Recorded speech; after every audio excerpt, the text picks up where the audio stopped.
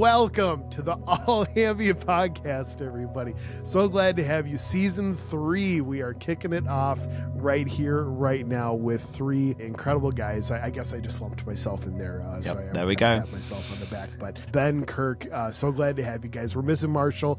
Yeah, love him. Miss Marshall. But so glad that here with Kirk and with Ben, we're gonna have a great episode. It's gonna be awesome. How are you guys doing? This is the first episode of 2026. Here we go. It's happening. We have officially started the year, and we got a couple days left, and it's over on the month at least.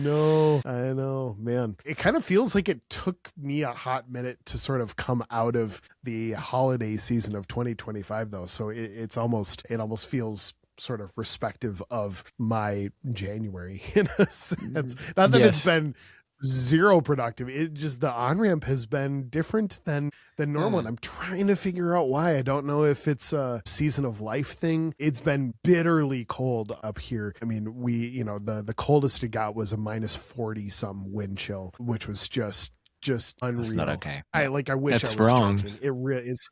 Yeah, I mean, it's just quite strong. Like you don't go anywhere.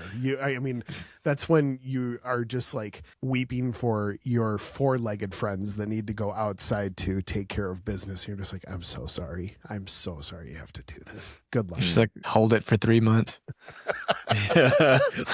Pretty much. But it's been kind of an interesting on-ramp. That being said, feeling good about what's now happening and kind of getting bit by bit into a lot of cool stuff. But yeah, am I alone in that? I don't need you guys to prop me up and be like, oh, Mike. No, it's been slow motion, dude. Same here. Yeah. And part of it, I think, is just sickness. I was like on and off sick. And so it just drained me of all motivation and routine. So like I was just saying, like today and yesterday was like the first day I'm starting to see some light. So I've been like quasi-productive just for the sake of checking something off my list here and there. But I had like maybe 2 spurts of like real productivity, and then everything else has been fairly fractured. So I'm hoping that, but I feel like a change is coming. So maybe by Groundhog's Day, I'll come out and see my shadow. There you go. Yeah. There you go. And the shadow's a good thing, right? Is the shadow winter's? I don't think so, actually. If you see shadow's the bad thing? Who knows? Do whichever one's not the bad thing. Yeah, I'll see the one that doesn't make me go back into my cave. There we go. It's good. Yeah, it's funny. Like usually I'm in exactly the same position where like January's a bit of a write-off, but this year it's actually been good. Like awesome. That's great for various reasons. Like it's been probably the most productive January I've had in a long time, because we got back from holiday like early. Like intentionally so, like when we come back kind of like 7th, 8th of Jan, you've lost a week and you just feel like you're catching up the whole way through the month. So we got back on like the 1st or the 2nd. Kids were back in school pretty early this year, like maybe the 4th or whatever. Okay. Yep. Like this year as well, Lunar New Year or Chinese New Year is late. So it's mid-Feb. So often it's like now. And so literally January is just a completely kind of written off month. Right. Whereas like it's actually, I've had pretty much a month of work, and I've felt like, oh my gosh, I've got stuff done in a way that I didn't expect. I almost planned to have a very unproductive month, that it actually was good. So yeah, it's felt good. And I'm like, up until like literally today, I have avoided the sickness that has been very ever present in this household here. Like I just had a really bad cough. And now like this morning I woke up and I was like, oh my gosh, I hope I don't feel this bad when we get to the podcast, but it's just about holding off. Oh, well, since all of our faces are like basically on the screen all the time, I'm sure there's going to be plenty of side, which whoever's speaking at the moment, there's going to be plenty of hydrating and nose blowing and all that stuff on the other 2 screens. It's going to be an active one. I love it. We're gonna all be moving and shaking it. We trust your editing skills, Mike. Click the button in Riverside. Yeah, mutant and all the fun stuff. Yep, absolutely. You could do a whole nother episode of like editing just the coughs and the sniffles and the sneezes, like, and make, a 15-minute podcast of just that. Yeah. Riverside did, so Riverside is the platform that we film the All Ambient podcast on for anyone in the world who happens to be interested in that information, for all three of you who are interested in that information. And there was, they did kind of like their own version of Spotify Wrapped at the end of 2025 that was like, here's the word that you use the most on the podcast, and they kind of did a couple things. And of course they kept cutting to the word ambient. And it was like, and then it showed up like 65 times, like ambient. It was pretty funny. We should maybe post it online. Yeah. But then there was something, I forget if it thinks that we all use the word like, or it was like, and then it had this kind of compilation of all of us laughing, like, that's really funny. And it was pretty good. I give them props for working on an algorithm that kind of sucked all that stuff together and did it. So maybe we'll have to post. I don't know. It might be blackmail material, and we might be digging ourselves a hole here that we aren't going to be able to crawl out of. But no, maybe if enough people in the All Ambient community comment about it on Discord or on comments on this episode on YouTube or wherever you are consuming this, maybe we'll do it. Let us know. Yeah. Let us know what you think. But here we go. Let's launch into an awesome year of some amazing conversations. Season 3, very excited about that. We will, of course, be continuing all of our conversations about the creative world and what it is to have the mindset of an artist and how that can keep expanding and growing. We will, of course, stay as up to date as we can on music news, go through some pretty cool challenges that we've got in store. And then, of course, a lot of other great interviews with people and some awesome content that's coming your way.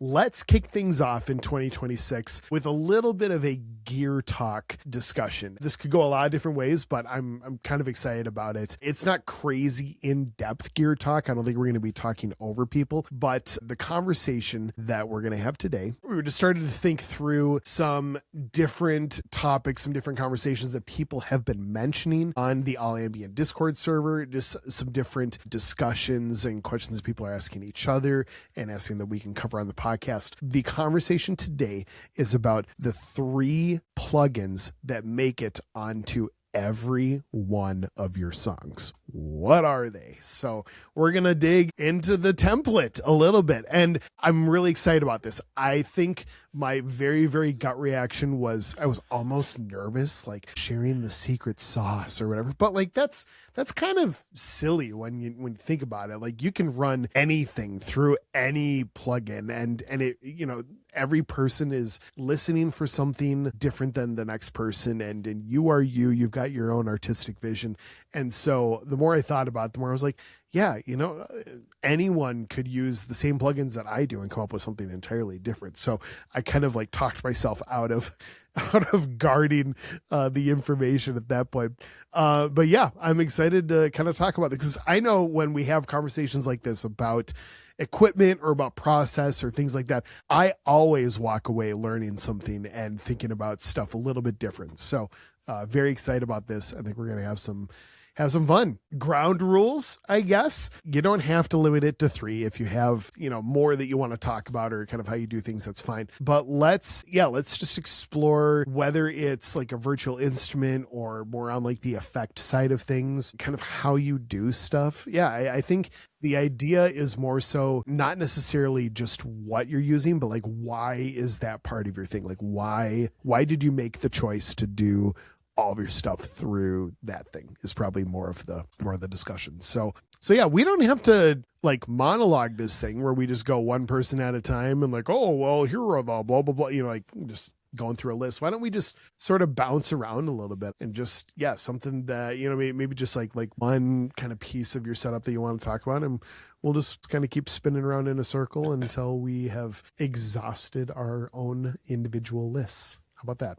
Sounds good to me. Sweet. Awesome. Ben, I'm going to put you on the spot to start us off. You want to unveil a little bit of information for us? What's a plugin that just makes it on almost everything that you do? Yeah, this is a great question, and I did have a bit of a heads up on this topic, so I have been thinking about it a little bit. And one of the angles that I also am kind of yeah, thinking about this topic, and I've kind of reflected on it, is not only what makes it onto a lot of my tracks, but also if I were kind of starting out, or if I needed to create like an EP just with like a really super limited set of plugins, what would be the most valuable to be able to kind of achieve that? So obviously there are certain plugins, just kind of more stock ones, which appear on lots of tracks all the time, you know, generic EQs and, you know, limiters or whatever. But when it comes to plugins that I either use very regularly or are an important part of my sound, or I use kind of equivalents of in pedal format, I think there are a few that for me stand out. So I'll start with one, which is convolution reverb. So I use a plugin called Convolugy, Convolugy XT, I think it is. It's a free plugin, and I absolutely love convolution reverbs, not just for the ability to kind of just be super, not just for the ability to, you know, import like real spaces into that and kind of hear how those spaces would sound. Obviously, that's kind of their primary purpose, but to be able to get super creative with kind of just impulse responses. A lot of my tracks use basic kind of like imported IRs that I've, you know, created based on like me clapping or speaking into it, or like field recordings, and you throw that in there, you reverse it, you stretch it, and you get these kind of really unpredictable, interesting kind of like, with the intention of creating something that sounds a little bit more human and unpredictable, you get these results which I love. So I use that. I use either a plug-in version or a pedal version on every track at some point. Wow.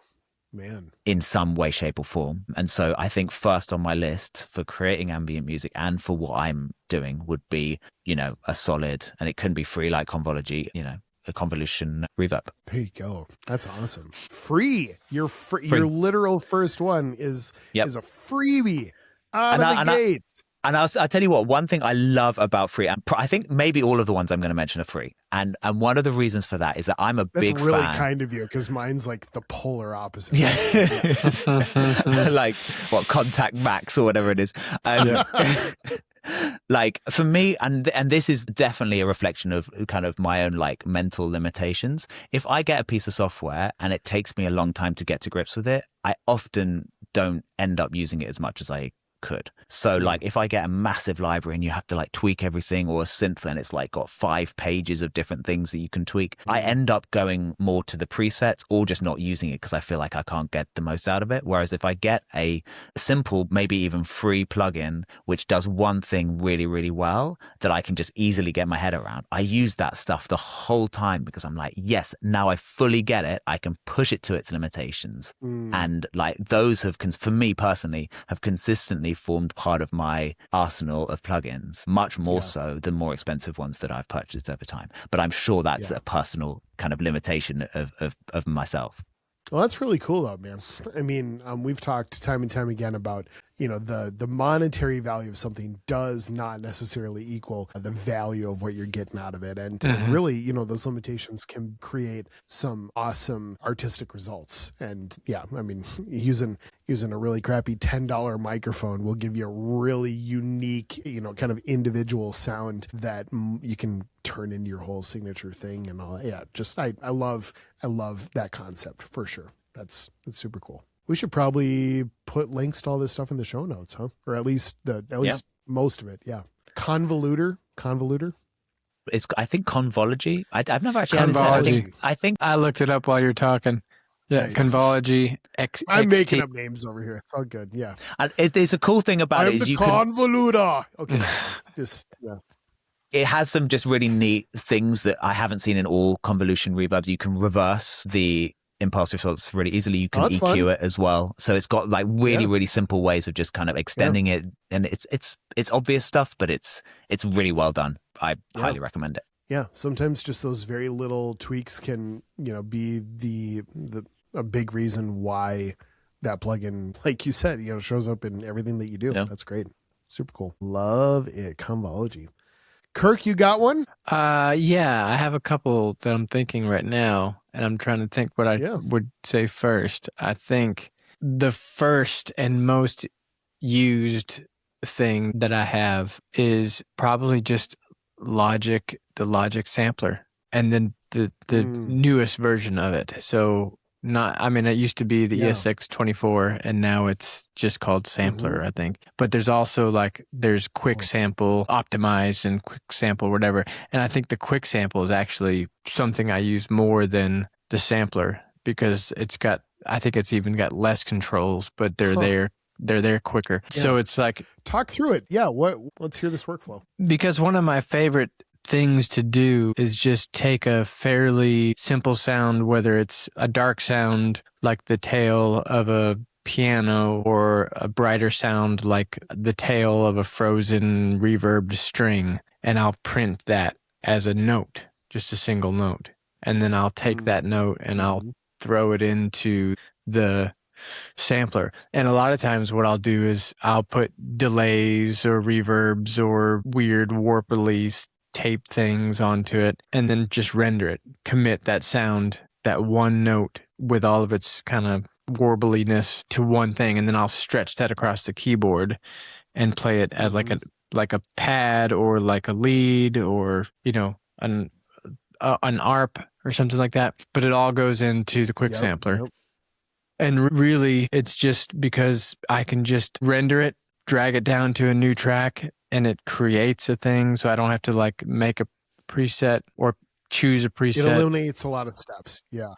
It eliminates a lot of steps, and I'm making music with it seconds after I render it. And then it's fairly easy for me to map the filter to a slider and map the volume to the same slider, and now I have this kind of living, breathing, bright, dark, loud, soft instrument 30 seconds after I've rendered it, So cool. That's, to me, it keeps me excited. A lot of times it's faster to make a new sound than it is to go find something that I'm thinking. And I always a lot of times, even if it's similar to other sounds I've used, it kind of has its own little unique thing because it's the newest version of that idea. So yeah, just the Logic sampler. And I guess if you were in Ableton, it'd probably be using one that I guess is called sampler or simpler. Yeah, they have sampler and then simpler's probably the quick sampler or whatever. Yeah. Kirk, I also just another vote of support for creating stuff from the ground up, especially in the day and age of AI replication, all that stuff. The more and more that you're making your own things,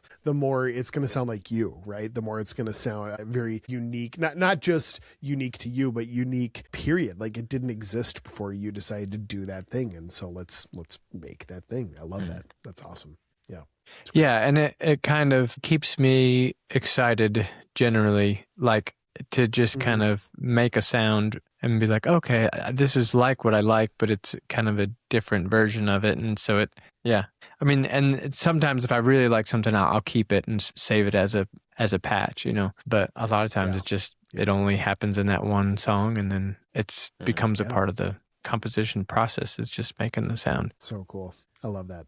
I'm going to start with, it's more of it's got a couple different things in it, but what I work with every time I head into the studio is my channel strip on getting stuff in. So I'm trying to track as much as I can live these days. There's a lot of cool in the box instruments and all that. That's absolutely great. But the more that I can capture in this room, with my actual instruments, with my guitars, with my collection is growing a little bit, but even, just the little things I'm going to throw in front of microphones or in my little ISO booth area. I just really try to swear by a single, I use the Universal Audio Apollo stuff, which, I'm sure a lot of people do. It is, when I kind of made the joke about Ben's version being free and my version being the opposite of that, it was kind of a joke. Really, the interface is what costs a lot of money. There's usually opportunities from Universal Audio to get their plugins for much less money than what they would ask if you just want to show up and buy one or two. But the interfaces themselves are not super cheap. I've been happy with them. Every piece of gear is going to have its problem, and it's fine. But the Apollo stuff I use is great. So I actually, right before I got the Apollo, I think even leading up through the Pilgrimage series, and then probably even Strangers Among Our Own and all the stuff that came before that, I was tracking through an Avalon preamp, just a really cool Avalon VT7, just this killer preamp that my buddy recommended to me a handful of years ago, and I just absolutely loved it. And he actually owned it, and I was like long-term borrowing it from him. Like he had no use for it. So I had this incredible piece of gear that I was running everything. It sounded so great. And all of a sudden, like we're talking 4 or 5 years later, he's just like, "Hey Mike, I think I need my piece of gear back." And my gut was like, "Oh man," like, not that I wasn't going to just go replace it anyway, but my audio interface at the time had started acting kind of weird. And so I was like, well, maybe is it time to just like get a new piece of gear? And it so happens that right at that moment, right when I got it, I forget the exact timeline, but Universal Audio had just acquired the rights from Avalon to do their preamp in the Universal Audio systems. So it was at that exact moment, it kind of felt like the clouds had opened, and it was like, here you go. New interface, same preamp. Everything is fine. You are great. And so that was a long-winded way of saying I run just about every live instrument that you hear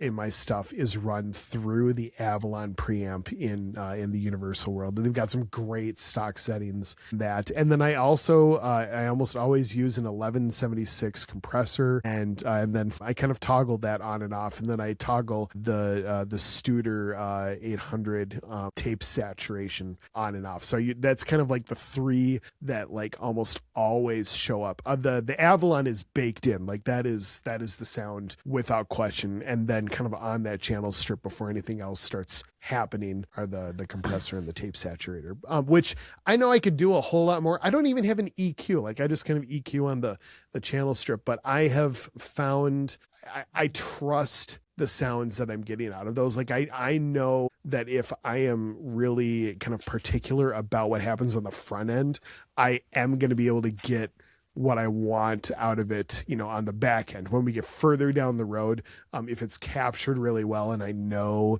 kind of what frequencies are doing what, then it's that much easier to kind of mold into the place that I want it to be as the song kind of continues on. So yeah, it's not a super sexy answer, but I'm just a stickler for my Avalon preamp inside of the Universal Audio world. It does a great job. Really happy with it. That's awesome. It's great. Yeah. And, you do kind of feel bad because, like, I have the suite with, like, 47 other preamps, and they're all great, and I've monkeyed around with stuff, but, like, I've found what really works for me. What speaks to you and how to get at it, what you, how to get what you want quickly. I think that's really that's the game. Yep, absolutely. Absolutely. Man, fun stuff so far. It was great. Yeah. Ben, keep it rolling. What else you got? All right.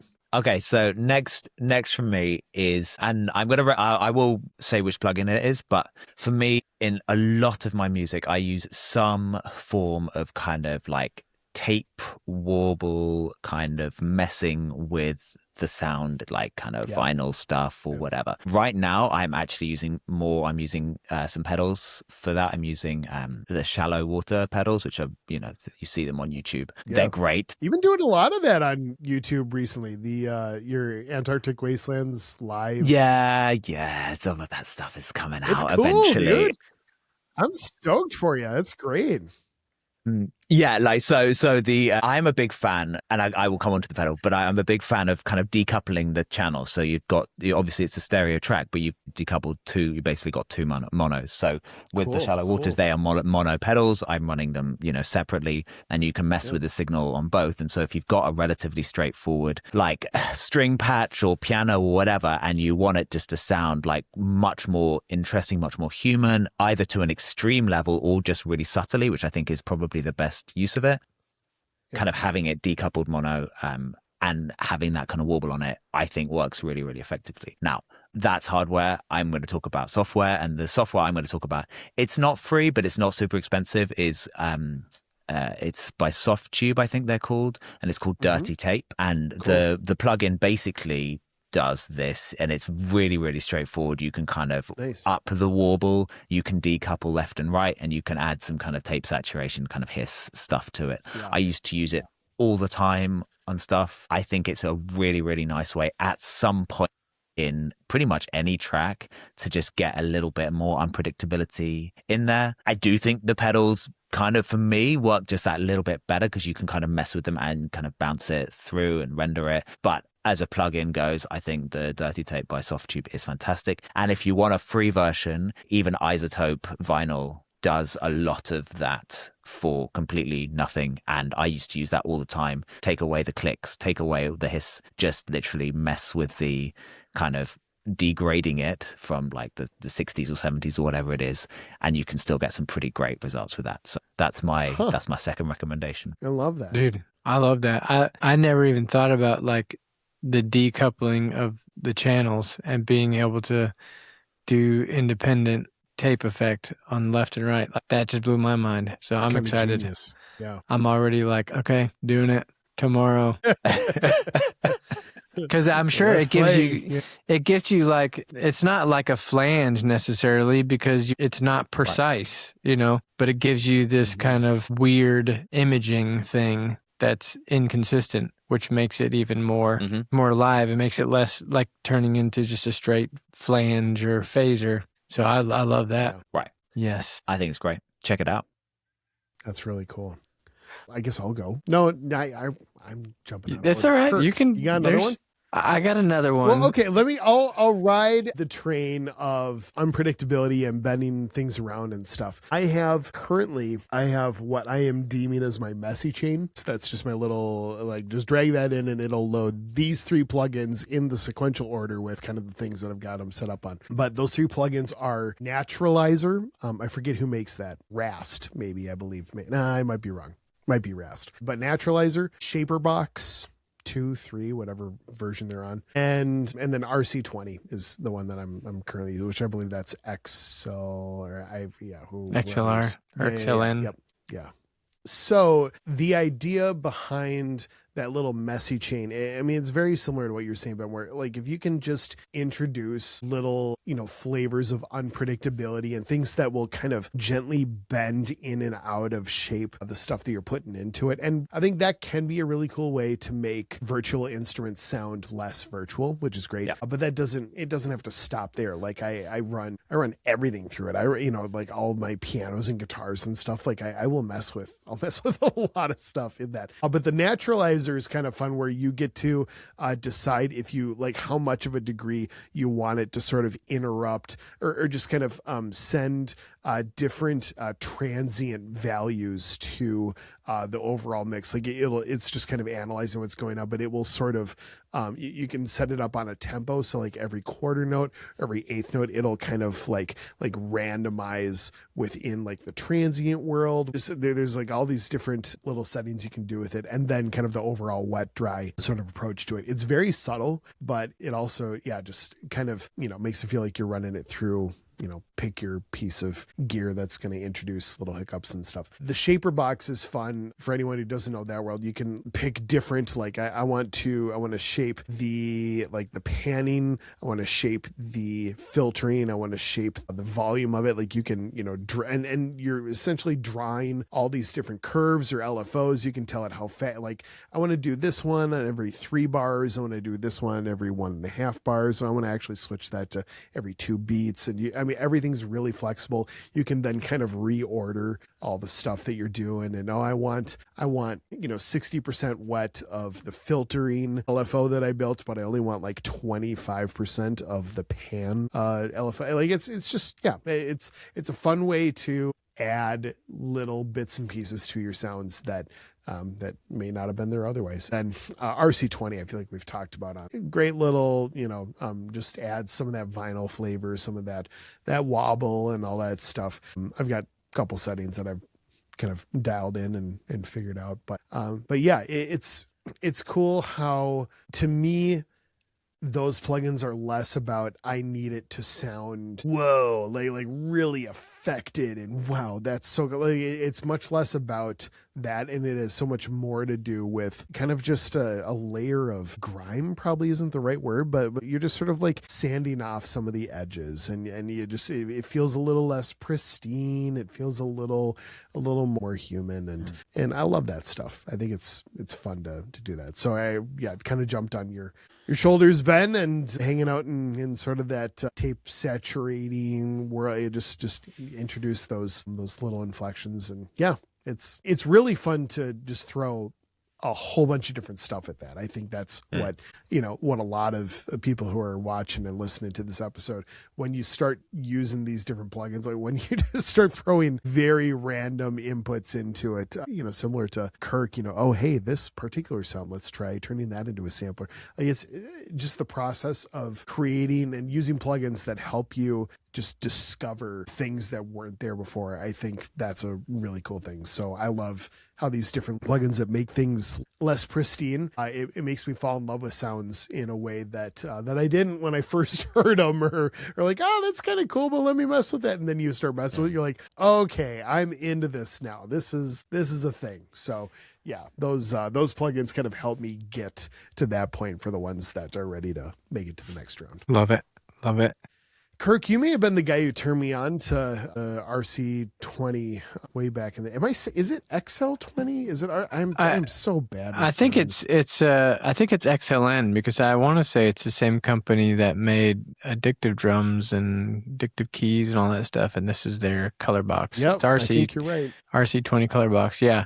Yeah, and I still use that. I still use that all the time. I started moving towards sketch cassette, which sometimes I like better and sometimes I like worse, because I feel like it introduces clicks and distortions that I'm like, I got to go back and find it. And sometimes like you don't hear it until you render it and you're like, dang it. Mm-hmm. Actually, I think I'm having to do that on the track for you, Ben. No. I was going to say, I wonder if that's the issue.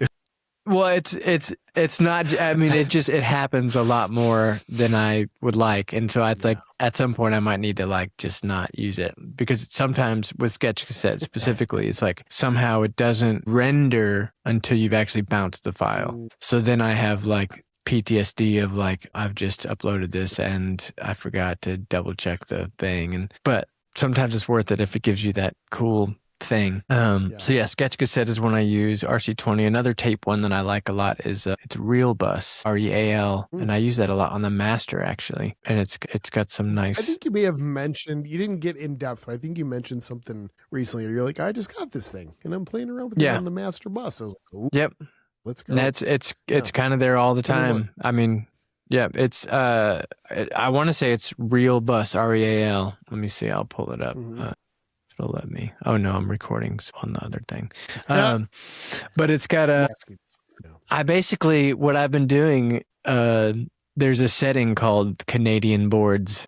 Nice. And so I'll go to that setting and it's way too much. And then I'll just back everything off until it's like tastefully subtle, but it's got its own little, saturation, hysteresis or whatever it is, wear, noise. The thing about the noise, a lot of times though, it's like, I want to fade in the noise and fade out the noise. So sometimes I'll go in the plugin and automate the hiss sound, or I'll just do it on the master. But yeah, that's one. But the one I wanted to talk about, it's totally not interesting, but I feel like it's been such a lifesaver. Soothe by Oak Sound. Soothe 2. Yeah. Yep. Man, because like you know how to dial in like your sounds for guitar and things like that with the preamp. Like there's sounds for me that it just gets there and I'm like, oh, I don't have to do hardly anything, maybe a high pass, low pass. But a lot of times when I'm making sounds from weird bells or weird things and then I stretch them out over, a keyboard and then I start playing chords, things just get crazy build up of frequencies and I'm like, I love this sound except in these 3 spots or whatever. And Soothe has just saved my butt so many times to where something in like 800 to 1K is just like taking over the whole mix, or something in 200 to 300 is just taking over the mix. But I love the sound overall. Then I can just do a Soothe and just kind of crank it and then back it off to taste. But it's basically just a dynamic EQ. So if you have a dynamic EQ, you can just use that and just. But the thing I like the interface of it, and I like the fact that I can quickly audition and make it like sharper or narrower or more aggressive or less aggressive. I can kind of get it where I want really quickly for me than I think I could even with a dynamic EQ, because I feel like it lets you paint with broader strokes and then kind of zoom into where you want. So yeah, soothe is like, at some point it's going to be somewhere on pretty much every track. And it's a lot of times it's for a lead thing, because every once in a while the lead will just like try to take over the world, and I like what it's doing most of the time, and I don't want to EQ out that thing. Yeah. So yeah, I've never played with Bloom. That's good. That's what I was going to ask, because I got them both at the same time, and I haven't had them I think I've had them for about 6 months or so, but Bloom is a little bit more of like, I guess I just think of Soothe as subtractive and Bloom is a little bit more additive. So it's kind of, Bloom lets you like kind of boost stuff or kind of enhance things. Soothe is like, okay, let's take this, let's make this beautiful, but I'm going to do that by, by what a typical dynamic. Anyone who knows EQ in the way that they probably should is like, EQ almost always happens by subtraction. Like it's, let's get this out of the way, let's get this out of the way, let's get this out of the way. Right. I know sometimes it's super fun to like, oh, let's boost this, but like actual listenability, like the way that our human ears perceive stuff, you got to just get all that mud information out of there. So that's like super nerd talk, but Bloom is fun. I use Soothe more than Bloom, but Bloom is fun to just kind of like sort of nudge things into place. Soothe is kind of like, let me tame you, and Bloom's a little bit more, let me just give you a little tap. But okay, that makes sense. I need to use Soothe like it's intended. I have it, but I only use it for one very specific purpose, which is like basically to get rid of clicks on vocal takes, because it is incredible for that. Absolutely amazing. I never if even you thought have of that. like a really nice vocal take, that's a you great can do it. move. You can have like a super aggressive setting to de-click stuff, and then you just automate it to come in over the click, and 9 times out of 10 it gets rid of the click, and you can't tell with a bit of reverb obviously afterwards. Okay. You would never I used know to there was a have click there. the RX cleanup thing, and I always use that one, but then like I had it on my computer, and then my Final Cut Pro stopped working because I had the RX suite, and I was like, are you kidding me? I have to like delete the D-Click plugin that I love just so I can edit Final. I was like, what the? So now I'm gonna figure out how to use Soothe. This is real life. Thank you so much, dude. You get it's really good. But I need to. What you're saying sounds really like I know. Like I think I knew that was its intended purpose, but like I've never really done it. I basically at one point was like, without getting the RX D-Click plugin, is there anything else which will do it well? And Soothe was like top of the list, people were saying. So I was like, great. And so that's literally all I've ever used it for. But I need to kind of mess with it and try to, like. Do more. Yes, dude, for specifically for stuff in like the super low end, a lot of times even on pianos I'll use it a lot. Like if I have a piano that's getting kind of thumpy and muddy, but I love how it sounds on most of the notes, I'll kind of find that area 200 300, and I'll just take it down 3 to 6 dB on, and it'll just sit in the mix better, and I don't have to carve it out permanently, and I don't have to do a whole lot of automation, so then it feels, and I don't have to compress it too much, so then it doesn't feel like it's flat. So I love it on pianos, especially the darker felted ones that get kind of thumpy. Yeah. Oh, nice. That's definitely on the to-do list. That's great. It's exciting. Tips. Yeah. We're getting a little deep in the weeds here, but in a good way. I think if anyone is still tracking with us at this point, they are all in, and they're like, yes, this is good stuff. So for the 8 of you who are still hanging on, we're thrilled that you're and appreciate it. No, genuinely, this is really it's helpful. It's great. It's also a good reminder to me, like kind of what you were saying, Ben. Like we might be doing something a certain way for however long, and it's not a bad thing, but just even hear somebody else be like, yeah, oh, by the way, that thing that you already own, it can crush it doing these other 10 things. You're like maybe I should give that, it's really good for me to internalize that stuff. And yeah, that would be a really cool use case for that. I'm in. That's awesome. So love it. It's great. Well, we're coming down to the end of the line here. I know we said 3. I think we've all, in some way, shape, or form, listed more than 3 already, which is great. I think, Ben, you've been honest. I think I've gone way over, and Kirk, maybe you're kind of riding the line a little bit. But if there are any others that we would like to add to the list of plugins that make it onto just about everything that we do, why don't we take this opportunity to do so? I'll kind of kick things off with, if I'm being totally honest, like, I think the one of the other, especially if we're going free plugins that I would use on a lot of stuff, would be like a kind of longer tail reverb. So something like Valhalla, Supermassive, Soundtoys Space Splendor, which I think is still free. Maybe not anymore, but it's cheap. That's really, really nice. Definitely worth checking out. Native Instruments Replica used to be free, or like the basic version used to be free. That's also a great shout. But I'm not going to use that as my final one. So there we go. I just got a couple of recommendations. Honorable mentions. Yeah, honorable mentions. If I really had to do this or that or this.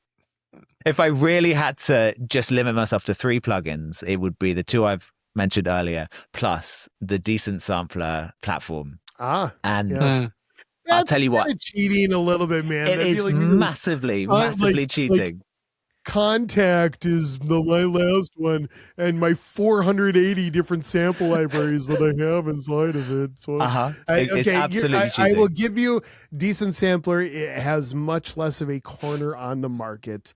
So I will grant you get a free pass on that one. So, okay, continue. And you've been making stuff for the Decent Sampler platform, and we even have some all ambient instruments available on the Decent Sampler platform. So yes, free pass. You're good. You're fine.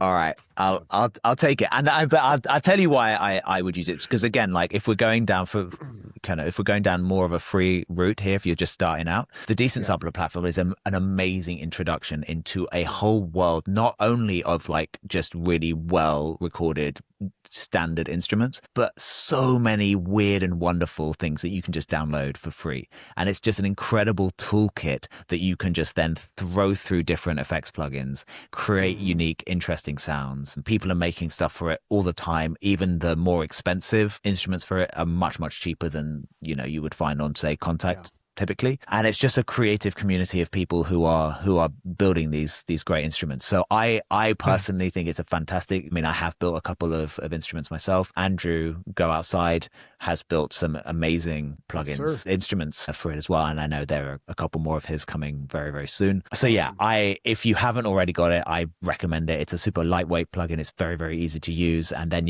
throw it through some kind of like warble plugins, throw it through some convolution reverbs, some long tail reverbs, and you've got yourself a good kind of ambient music starter kit.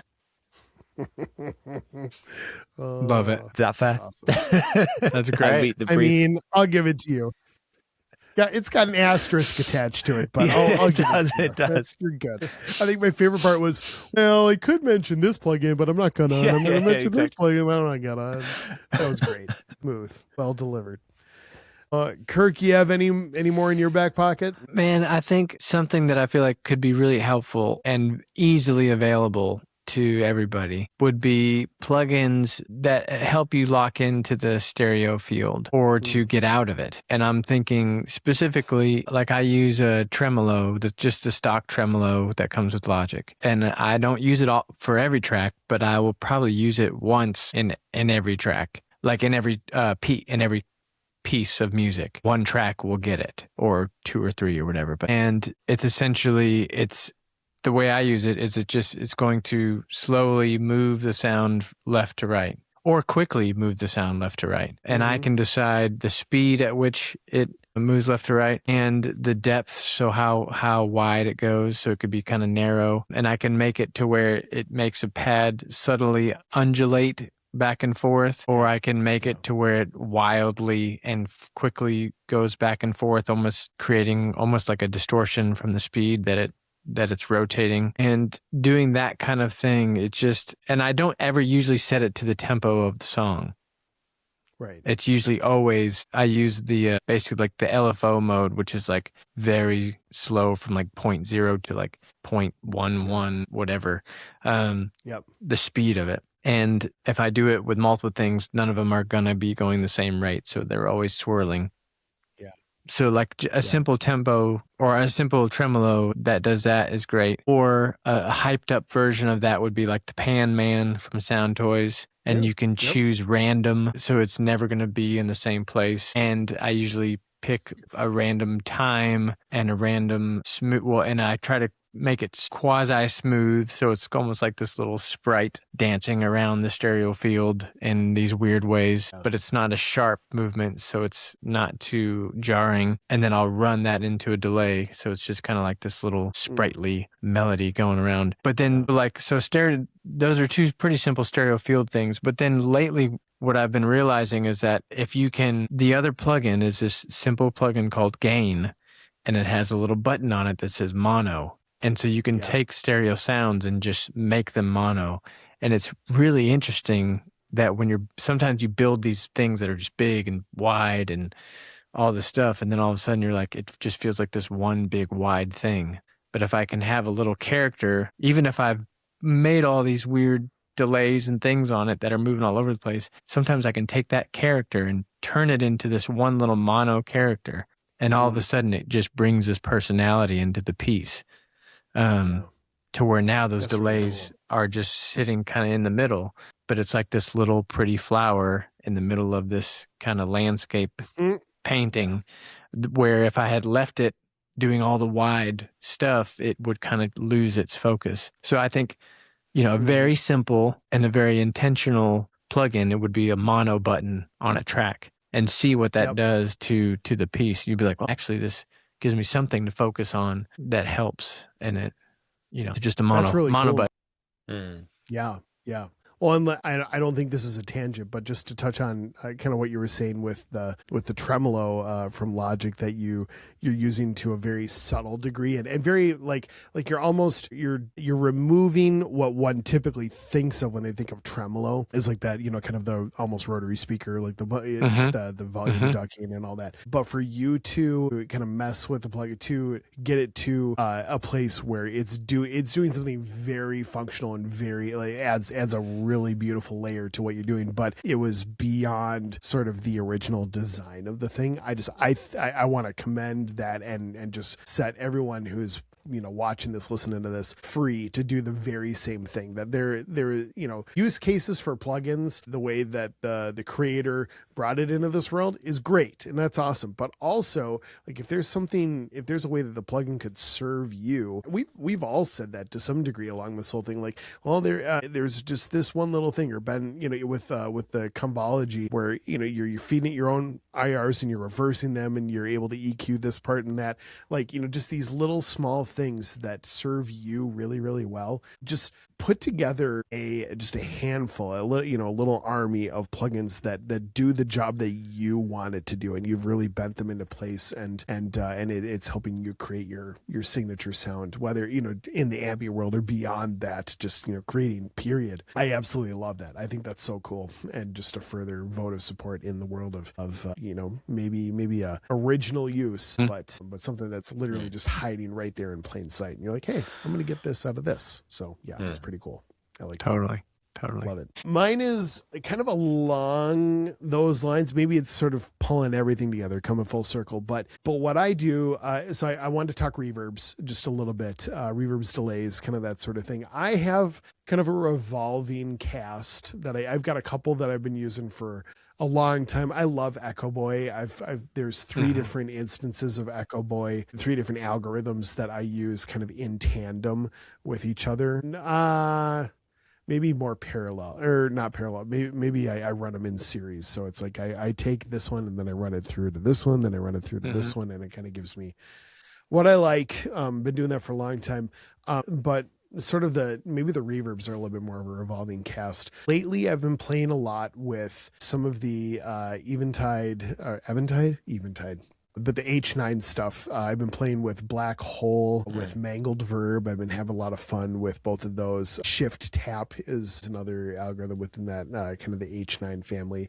I've been using all of those. But what's the new Valhalla? The new Future Verb from Valhalla is also beautiful. There are some really cool things to do with that one that got me excited about Valhalla all over. Not that I was getting tired of it because I think the sound is tired. I just use used Valhalla vintage verb on like everything. Which is great, but I also used like the same settings for like 8 years, and my ear was ready to hear the same approach, but with new, new material, or the same, like it's still coming from me, but like let's just go at it a little different.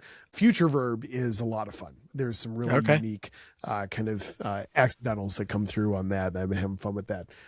But what I wanted to say about kind of the world of verbs and delays and all that is that, and it kind of again ties everything together in the sense of creating happy little accidents or trying use cases that may not necessarily be the same way that everyone else would do it. Is that more often than not, I will put verbs or the Echo Boys, like I'll put those on the individual channels, which is great.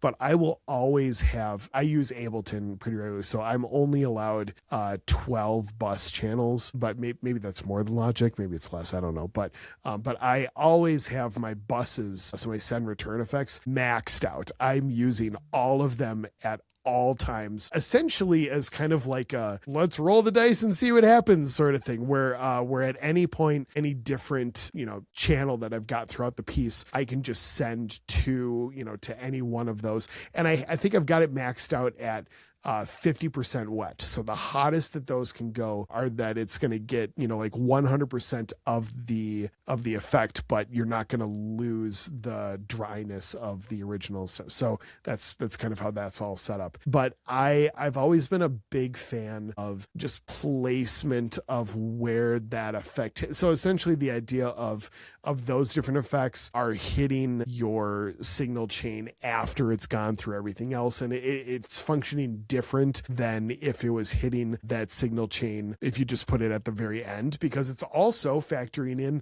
whatever other things are going through that plugin at the same time with just a single instance of it. So even just the way that maybe a piano and a guitar and like a Juno line or whatever, how all three of those are kind of like playing around inside of future verb, versus if I had 3 different instances and they were all like, it would still sound cool and probably similar, but there's just kind of that chaos of when they smack into each other that can be kind of interesting. So I am all for just trying out, like I wouldn't necessarily load this sound on every single thing, but it's pretty easy to be like, well, do I like how that sounds on that one? No. Do I like it how it sounds on that one? Like it's just easy to try stuff and figure out what works. If there's any little, happy surprises that you like in that.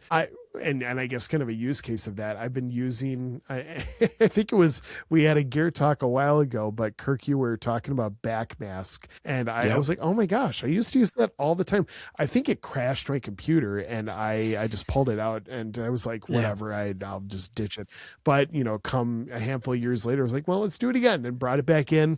But it's lived in my send return in my buses for a while now. That and an instance of mangled verb and an instance of shift tap and something else kind of has this really, and I send that all through Bloom. It's this piano layer that gets really messed up in a lot of really cool ways that I don't think I would have ever stumbled upon had I not just been like flipping dials, like, oh, let me just turn up this mangled verb on this piano that's got everything rolled off below 300 hertz and just see where that kind of fits. And, oh, you know what? Let me duplicate out the piano and just kind of move this over to that, that side of the stereo field.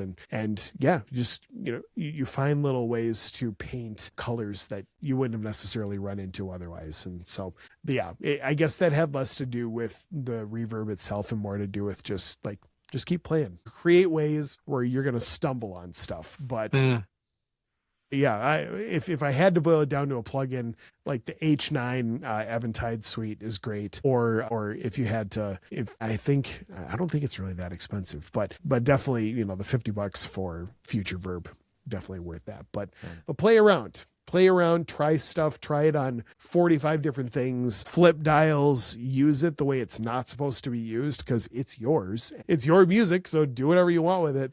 But you might stumble upon something really cool. So yeah. So that's that. And I think that's probably a decent place to end as well. Yeah. I think that's a good, absolutely. That's a good closer. That is.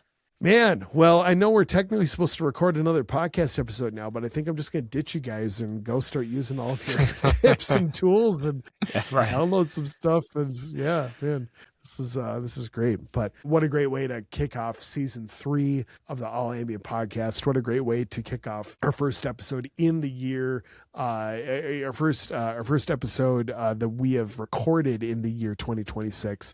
And I just, I love the fact that even with the amount of music that everyone in the All Ambient family, Ben and Kirk and Marshall and myself, even though we're all putting out a bunch of stuff all the time, for us to all, I love hearing that we're all continuing to find ways to stay fresh. We're all continuing to find ways to excite ourselves and to learn, to be curious, to definitely to feel good, to feel confident about the choices being made, but also to have some fun and to be willing to dare a little bit. I think that it's always going to yield in something interesting, and maybe that something interesting is also something really beautiful. Here's to the chase, I guess. Let's do it.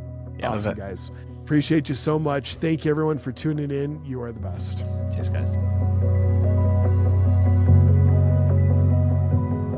Thanks again for joining us on the All Ambient podcast. This is about as shameless of a plug as it gets, but it really does help for those of you who are watching to give us a rating if you're on any podcast platform like Apple or Spotify or anything like that. On YouTube, we would love a follow, a subscribe, a like, all that fun stuff. And please leave a comment, a review, whatever is applicable to the right place that you're finding this. It really does go a long way. You don't have to make anything up by any means, but if there's some value in this podcast for you, we'd love to hear about it. We, as the All Ambient family, would love to meet you. I know it does my heart good, as well as everybody else who's involved at All Ambient. So please do so. Come back and join us next week. We got another great episode coming your way. And until then, here's hoping that this music and the hearts behind it make your day and your life that much better. Thanks.